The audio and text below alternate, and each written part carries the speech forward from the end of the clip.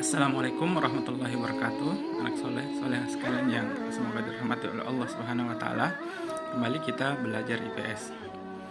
Pertemuan kali ini kita masih pada pelajaran pengertian ruang dan interaksi antar ruang. Sebelumnya kemarin kita sudah menyebutkan apa itu ruang dan apa itu interaksi antar ruang.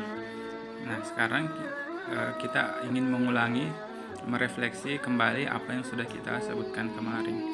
Ruang itu adalah tempat di permukaan bumi, baik secara keseluruhan maupun hanya sebagian, yang digunakan oleh makhluk hidup untuk tinggal.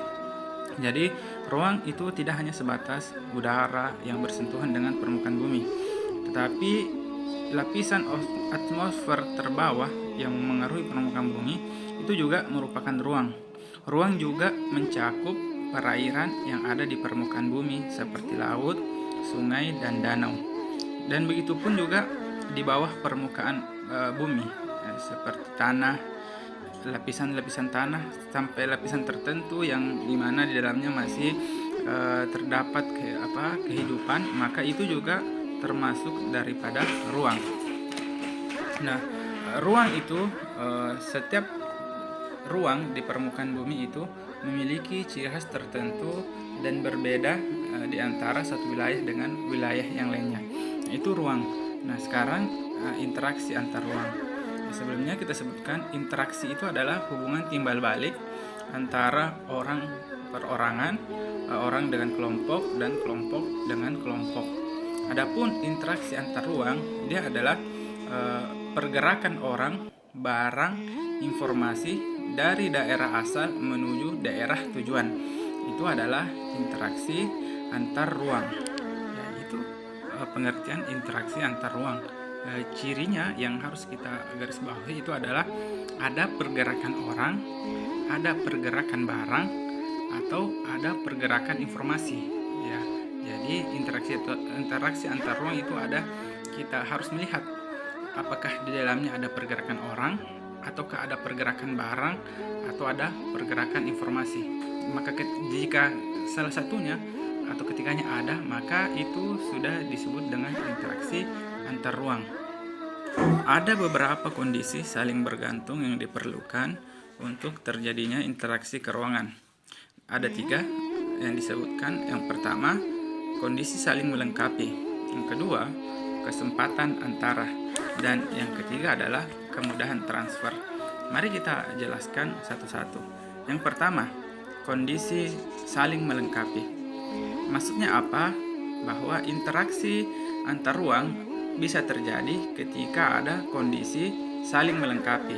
Contohnya, misalkan si A, wilayah A dan wilayah B. Ini wilayah A adalah penghasil ikan, sementara wilayah B adalah penghasil sayuran. Maka wilayah A ketika ia membutuhkan sayuran, maka dia harus berhubungan atau berinteraksi dengan wilayah B, sehingga terjadilah interaksi antar ruang. Begitupun dengan wilayah B, ketika ia membutuhkan ikan, maka ia akan berinteraksi atau berhubungan dengan wilayah A, maka terjadilah interaksi antar ruang. Kemudian yang kedua itu adalah kesempatan antara. Seperti apa kesempatan antara ini? Kesempatan antara merupakan suatu lokasi yang menawarkan alternatif lebih baik sebagai tempat asal maupun tempat tujuan. Maksudnya apa?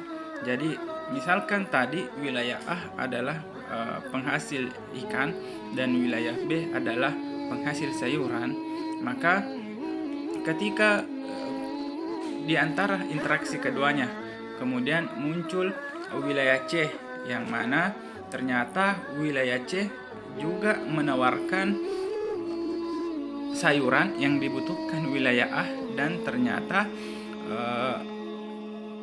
wilayah C ini memiliki biaya yang dikeluarkan wilayah A untuk mendapatkan sayuran di wilayah C lebih rendah dibandingkan wilayah B. Maka terjadilah interaksi antara wilayah A dan wilayah C yang kemudian disebut interaksi antar ruang, kesempatan antara. Dan yang ketiga adalah kemudahan transfer. Maksud dari kemudahan transfer, interaksi antar ruang kemudahan transfer adalah bahwa setiap wilayah yang mana untuk melakukan interaksi atau untuk melakukan hubungan, untuk melakukan perpindahan barang, orang, dan informasi itu lebih mudah. Seperti misalkan wilayah A dan wilayah B dan wilayah C tadi. Ternyata wilayah C lebih mudah untuk mendapatkan sayuran dibandingkan dengan wilayah B. Makanya kemudian terjadilah interaksi antar ruang karena adanya kemudahan transfer, kemudahan untuk mendapatkan barang.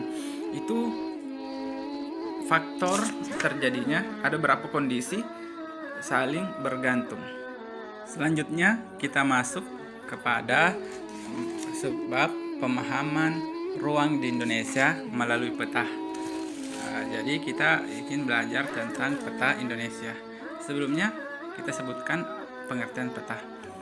Peta adalah gambaran permukaan bumi pada suatu bidang datar dan diperkecil dengan menggunakan skala. Itu peta.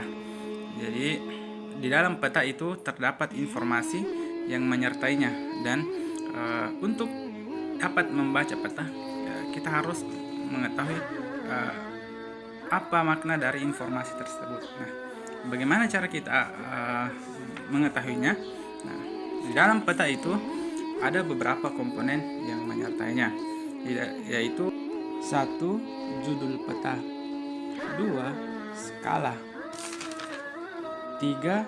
Lambang orientasi, 4. Simbol, 5. Garis koordinat, 6. Inset, 7. Legenda, 8. Sumber peta, 9. Garis tepi, dan 10. Lettering. Untuk lebih jelas apa pengertiannya, silahkan anak soleh baca LKS-nya halaman 3 sampai halaman 5. Apa pengertian dari komponen-komponen dari peta tadi. Setelah anak soleh sekalian membaca pengertian dari komponen-komponen peta tadi, selanjutnya anak soleh perhatikan gambar peta Indonesia berikut. Nah, selanjutnya anak soleh sebagai aktivitas di rumah menjawab soal-soal berikut ini.